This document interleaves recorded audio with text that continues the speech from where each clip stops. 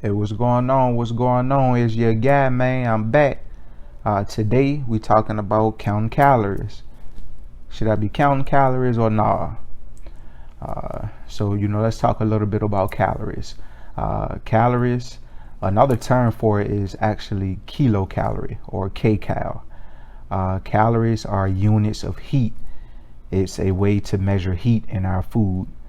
Uh, that can really explain why you get something called the meat sweats. If y'all ever heard of that, is when somebody stuffs themselves to the point that they begin to sweat.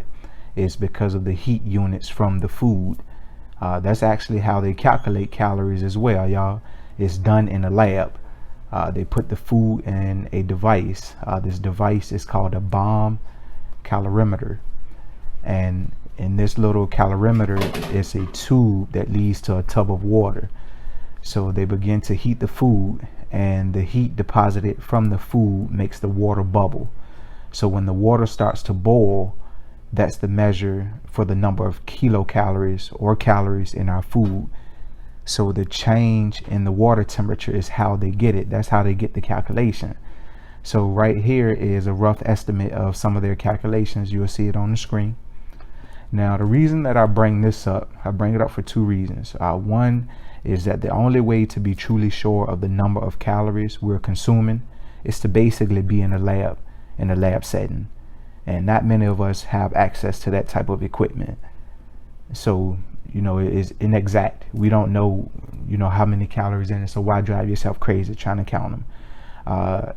The second reason is because this test shows how the food item behaves outside of the body, so not necessarily inside of the body. So once we eat it, our own individual absorption rates will determine how the food item is used and digested.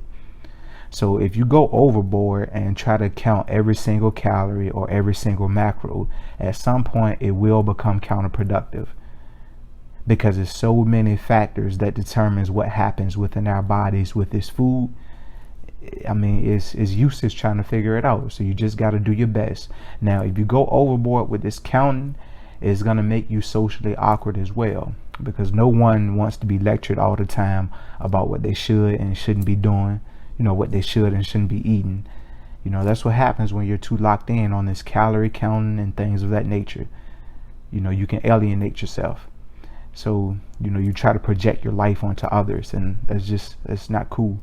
So you want everything organic, or you want everything fresh.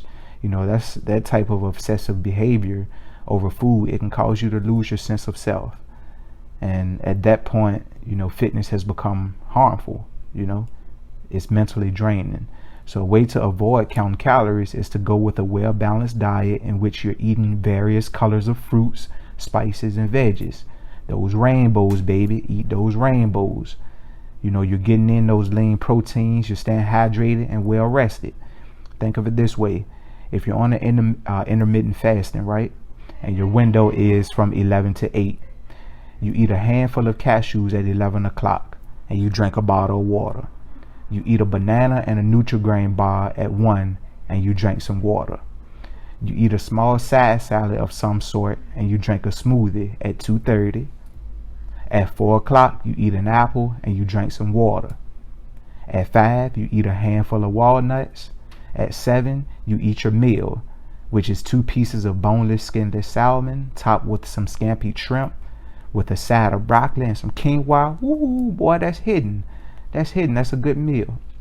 So with a schedule similar to that, what calories are there to count? No single item alone on that list has more than 300 calories. The meal altogether has about 600. So, if that. So, in fact, the 2 pieces of boneless, skinless salmon may not even top out at 300 calories. So, by eating whole foods and grains, lean meats, healthy fats, cutting out the processed foods, that will allow you to skip the calorie counting. You won't even really have to worry about it. I leave that extreme calorie counting to people who are pro or amateur athletes, or people performing in competitions and stuff like that. For me, I'm not going for the ripped physique or the pump physique. I just want to be lean and clean, baby, lean and clean. So I keep my eating simple, and I stick to the script that I've built for myself. I put it on paper, and I add as I learn. You know, it's not a sprint. Remember, it's a marathon. It's no rush. Take your time and build yourself. So that's basically it, man. Calorie counting, it can get tricky. It can be counterproductive at times. It's a place for it. So, you know, determine if it's for you and get to work. That's basically it. As always, think good things about yourself. Be better today than you were yesterday. Peace and blessings. I'm out, man.